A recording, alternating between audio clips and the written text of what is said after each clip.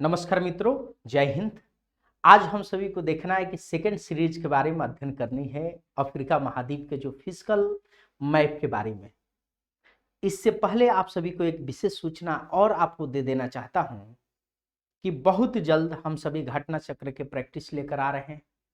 आप सभी वो लाइव क्लासेज रहेगी, उस लाइव क्लास के माध्यम से आप सभी जुड़कर अपने जो भी प्रीवियस ईयर क्वेश्चन है, यूपीएससी हो या बीपीएससी हो या उत्तर प्रदेश पीसीएस हो या झारखंड पीसीएस हो या आपके क्या उत्तराखंड पीसीएस हो, हर एक जो स्टेट कमीशन है उसके बारे में हम सभी सॉल्व करेंगे और आगे बढ़ेंगे बहुत जल्द ही। तो आइए हम सभी देखते हैं कि कल हम सभी ने देखा था आपके क्या अफ्रीका कॉन्टिनेंट के बारे में। तो आज हम सभी के इसके आंतरिक भाग में प्रवेश करेंगे। तो इस आंतरिक भाग में देखना क्या है कि कुछ माउंटेन रेंज से रिलेटेड देखनी है, कुछ मरुस्थल से रिलेटेड देखना है और कुछ यहाँ के जो है कि आपको विशेष करके ध्यान में रखना है कि यहाँ पे जो घास की मैदाने हैं उन घास के मैदानों के बारे में भी देखना है। आइए बढ़ते हैं। तो सबसे पहले एक बात इसमें विशेष करके ध्यान रखिएगा कि जो क्या है कि सबसे पहले अगर मान लीजिए कि हम सभी माउंटेन रेंज की अगर बात करते हैं तो यहाँ पर देखिएगा कि इन क्षेत्रों में क्या है कि कई माउंटेन रेंज आपको दिया है। एक आपको देखने को मिल रहा है कि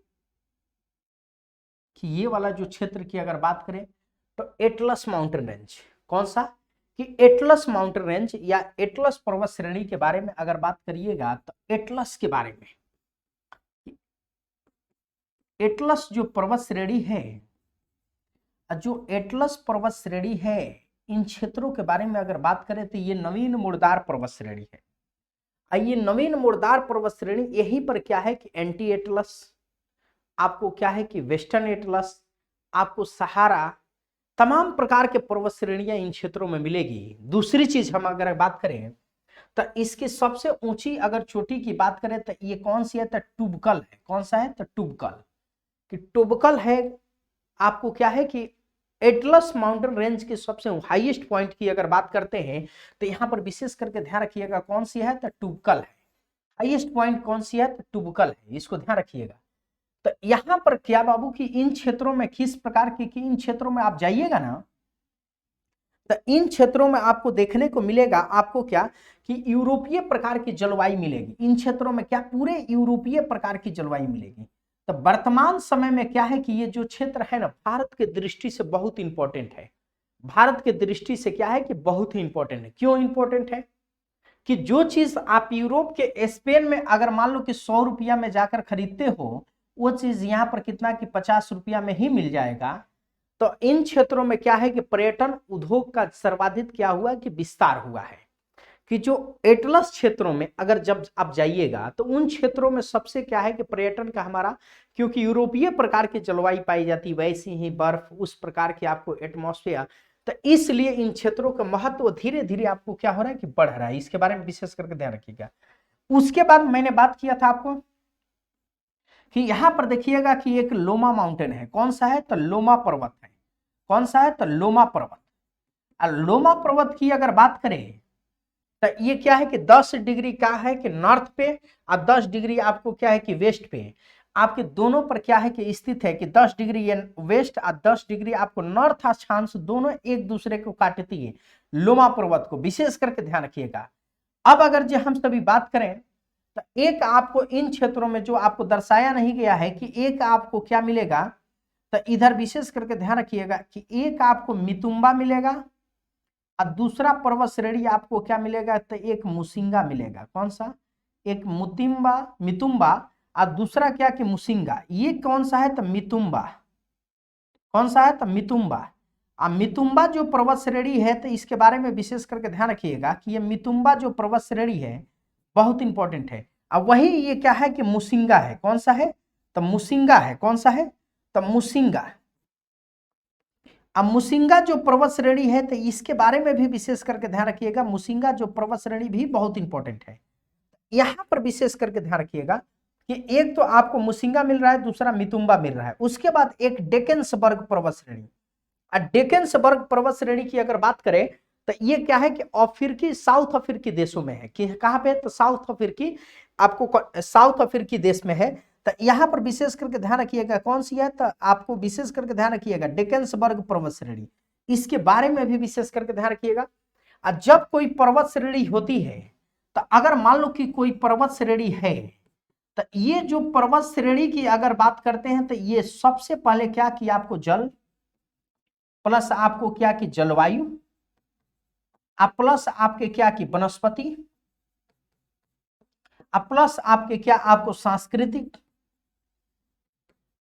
प्लस आपके क्या कि जनसंख्या, जनसंख्या क्या कि ये विभाजक होता है, ये सभी क्या करता है कि बांटता है, आपको काम करेंगे कि विभाजक कौन सा, तो विभाजक होता है कि जल विभाजक, जलवायु विभाजक, वनस्पति विभाजक, सांस्कृतिक विभाजक और जनसंख्या विभाजक भी क्या ये होता है, इसके बारे में विशेष करके ध्यान रखिएगा। नेक्स्ट अगर जो बात करें तो यहां पर देखो बाबू कि किलिमंजारो इस कॉन्टिनेंट के सबसे क्या है कि सबसे आपको क्या है कि सबसे ऊंची चोटी है किलिमंजारो। कौन सी, कि अगर किलिमंजारो की अगर बात करें तो विशेष करके ध्यान रखिएगा यहां पर क्या है कि किलिमंजारो कौन सी,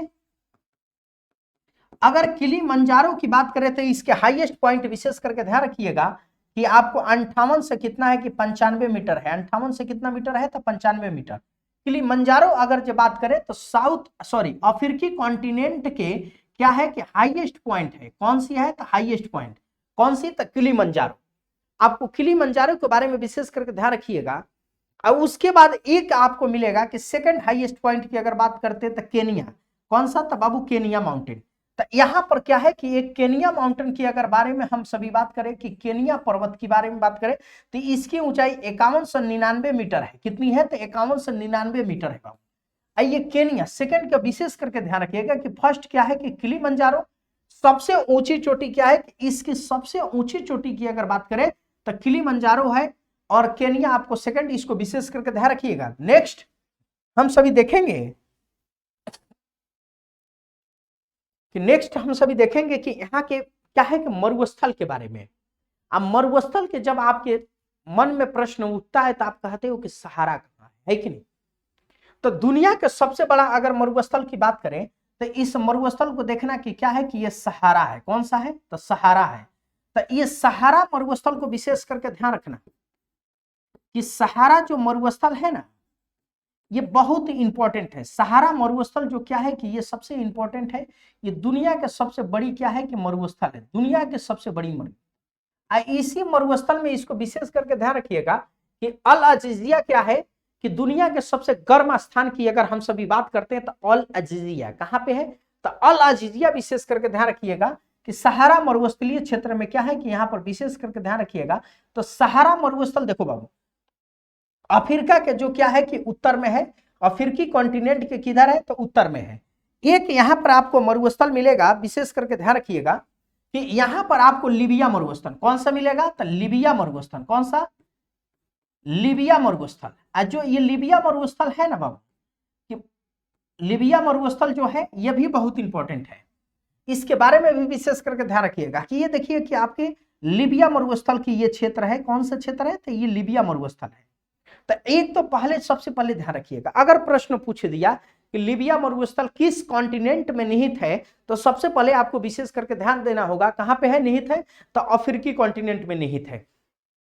उसके बाद आप देखना कि एक आपको क्या मिलेगा पूर्वी मरुस्थल, कहां पे, ईस्टर्न आपको डेजर्ट, ये जो क्या है कि पूर्वी मरुस्थल का क्षेत्र है, किसका मरुस्थल का क्षेत्र है बाबू तो पूर्वी मरुस्थल का ये क्षेत्र है। या इसका दूसरा नाम की अगर हम सभी बात करें तो इसकी दूसरा नाम आपको क्या दे देता है कि आपको अरब मरुस्थल दे देता है। कौन सा मरुस्थल देता है बाबू तो अरब मरुस्थल। भाई जान हेलो भाई, अरब मरुस्थल की बात करता है, किसको बात करता है कि अरब मरुस्थल के। तो इसको विशेष करके ध्यान रखिएगा कि अगर हम सभी बात करते हैं कि यहां पर देखिए कि एक आपको क्या मिला कि आपको सहारा मरुस्थल, दूसरी क्या है कि लीबियन मरुस्थल, लीबिया मरुस्थल, तीसरी आपके पूर्वी आपको क्या मरुस्थल, एक मिलेगा यहां पर, इसको विशेष करके ध्यान रखिएगा कि आपको विशेष करके ध्यान रखिएगा कि यहां पर एक क्या कि साहेल डेजर्ट मिलेगा। ये कौन सा है तो साहेल मरुस्थल। साहेल मरुस्थल क्या है कि इस कॉन्टिनेंट के क्या है कि सबसे उपजाऊ मरुस्थल है। अगर हम सभी बात करते हैं कि साहेल के बारे में तो साहेल जो मरुस्थल है, इस जो साहेल मरुस्थल है, ये साहेल मरुस्थल क्या है कि दुनिया के नहीं, मान लीजिए कि सिर्फ अफ्रीका कॉन्टिनेंट का सबसे क्या है कि उपजाऊ मरुस्थल है। दुनिया के सबसे उपजाऊ मरुस्थल की अगर हम सभी बात करते हैं तो आपको क्या है कि थार है। थार कहाँ है? तो अपने देश यानी कि भारत में क्या है कि विस्तृत है, भारत में स्थित है। अभी हाल ही में चर्चा में बना रहा, क्योंकि थार में ही क्या है कि आपको एक सोलर प्लेट जो लगा हुआ है, वहां से विद्युत उत्पादन होता है, प्रतिदिन उससे बालू से ढक जाता है, फिर उसको सफाई शाम को होता है, बेहतरीन। इसको ध्यान रखना। तो साहेल मरुस्थलीय क्षेत्र में आपको देखने को मिलेगा कि साहेल मरुस्थलीय क्षेत्रों में आपको देखने को यह चीज मिलेगा कि इन क्षेत्रों में क्या है कि जगह जगह क्या कि आपको क्या झील मिलेंगे, आपको झील मिलेंगे। तो उसकी जो क्षेत्र होगा तो विशेष करके ध्यान रखिएगा कि इन मरुस्थलीय क्षेत्रों में मान लो कि यहाँ पर झील है तो यहाँ पर खजूर के पेड़ मिलेंगे, आपको ताड़ के पेड़ मिलेंगे। अब विशेष करके यहाँ पर कटीले को भी क्या है कि कटीले इन क्षेत्रों में क्या है कि पेड़ पौधे मिलेंगे। अगर ज्यादातर जनसंख्या क्या है कि इस जो झील के किनारे पर ही यहाँ पर बसी रहती है, साहेल मरुस्थलीय क्षेत्र में यहाँ पर, तो यहाँ पर क्या बहुत सारे लोग, तो यहाँ पर देखना कि कटीले, आपको क्या कटीले पेड़ वृक्ष मिलेगा, जैसे बबुल का, जो कम पानी सोखता हो। अब वो बबुल मरुस्थलीय क्षेत्र में जब होता है ना तो उसका शोर क्या होता है कि बहुत लंबे लंबे 1-1 किलोमीटर क्या दूर तक ले विस्तृत होता है। चाहे आप क्रैक्टस के नाम सुने होंगे, चाहे आप छिपकली के नाम सुने होंगे, जो कम पानी पीती है, जो कम पानी पीती है, जो आपको इन क्षेत्रों में जीव जंतु उसी प्रकार के पाए जाते हैं। खजूर, आपको क्या कि तारपीन का जो तारपीन पाया जाता है। तो विशेष करके ध्यान रखिएगा कि इन क्षेत्रों के खजूर, तार और भी चीजें इन क्षेत्रों में पाया जाता है।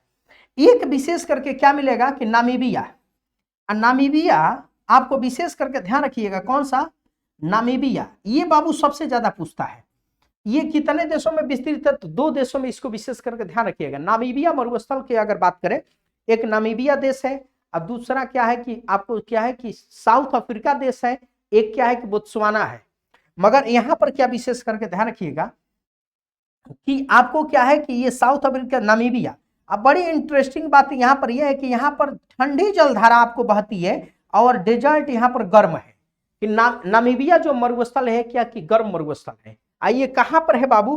तो इस प्रकार के विशेष करके ध्यान रखिएगा कि नामीबिया आपको डेजर्ट से ही क्या करती है कि ट्रॉपिक ऑफ कैप्रिकॉर्न, यानी कि 23.5 डिग्री जो क्या है कि आपको साउथ जो क्या है कि मकर रेखा जो है कि मकर रेखा क्या करती है कि गुजरती है। 23.5 डिग्री क्या है कि साउथ आपको मकर रेखा कहां से गुजरती है बाबू? तो आपको विशेष करके ध्यान रखिए कि नामीबिया डेजर्ट से भी गुजर रही है, आपको देखिए यहां से गुजर रही है। तो इसको ध्यान रखिएगा। एक मरुस्थल ऐसा भी है कि जहां से क्या कर रही है कि गुजर रही है, 2 मरुस्थल से हालांकि गुजर रही है। तो एक क्या है कि नामीबिया, विशेष करके ध्यान रखिएगा, नामीबिया मरुस्थल। उसके बाद से दूसरा आपको मरुस्थल इन क्षेत्रों में मिलेगा।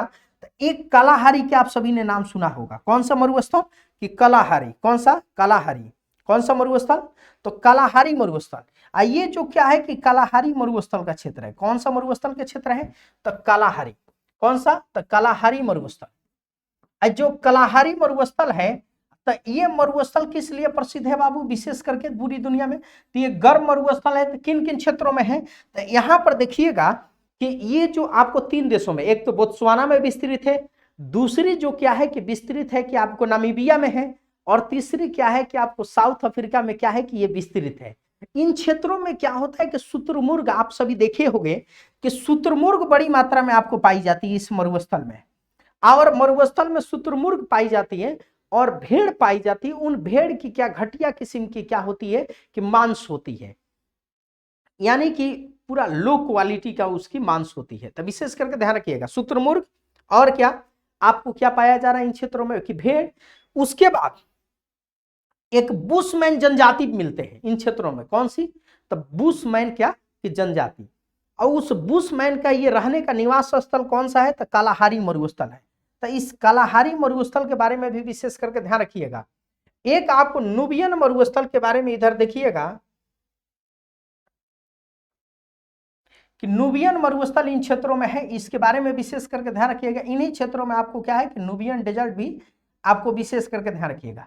अब देखो बात कि हमने देखा कि यहाँ के मरुस्थल के बारे में, तो एक मरुस्थल आपको नामीबिया मिला, दूसरा आपको क्या कालाहारी, तीसरा आपको देखा कि लीबिया, उसके बाद क्या सहारा, उसके बाद क्या साहेल, उसके बाद क्या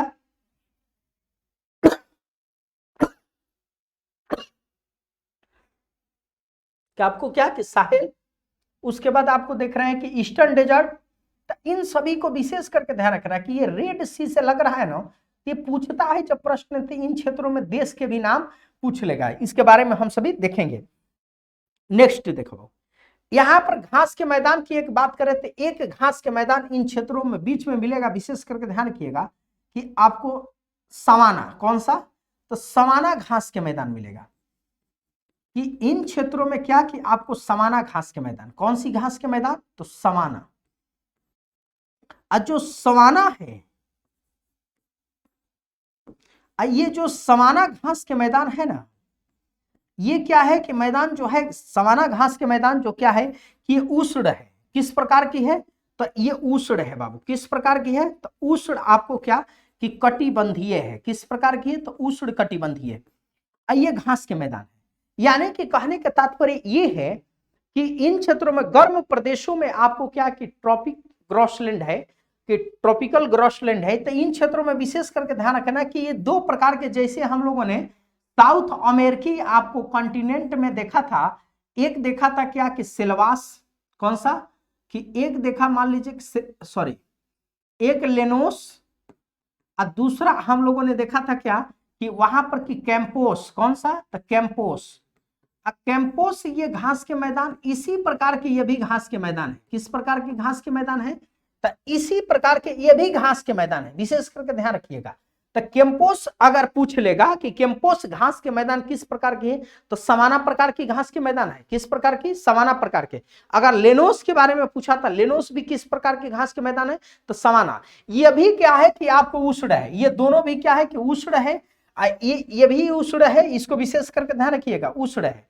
अब एक आपको मिलेगा कि इन क्षेत्रों में वेल्ड घास के मैदान, कौन सा, तो वेल्ड घास के मैदान इस मैपिंग में नहीं दिखाया है, मगर मैं लिख देता हूं कि वेल्ड घास के मैदान जो है, वेल्ड घास के मैदान आपको मिलेगा।